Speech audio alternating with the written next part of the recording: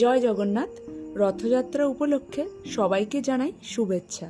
তাই রথযাত্রা স্পেশাল পুরীর খাজা আজকে আমি আপনাদের করে দেখাচ্ছি। প্রথমে 500 গ্রাম ময়দার মধ্যে সামান্য লবণ, 2 চামচ আতপ চালের গুঁড়ো, 2 চামচ ভরে ঘি, এলাচের গুঁড়ো আর 1 চামচ চিনি দিয়ে ভালো করে মিশিয়ে নেব।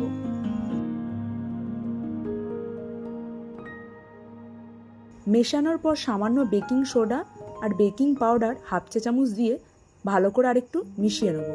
মিশিয়ে অল্প অল্প করে জল দিয়ে মেখে একটা শক্ত ডো তৈরি করে নেব। ডোটা তৈরি করে নিয়ে 15 থেকে 20 মিনিটের মতন কাপড় চাপা দিয়ে এটা রেস্টে রেখে দেবো।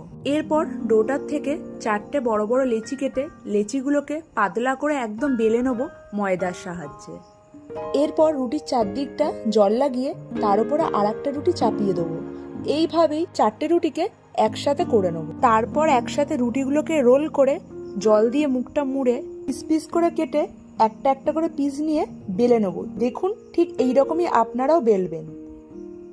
সবগুলো বেলে নেওয়ার পর মাঝারি গরম তেলে দিয়ে মিডিয়াম টু লো ফ্লেমে এগুলো একটু লাল করে ভেজে নেব। এগুলি সব ভাজা হোক ততক্ষণে চিনির শিরাটা তৈরি করে নিচ্ছি।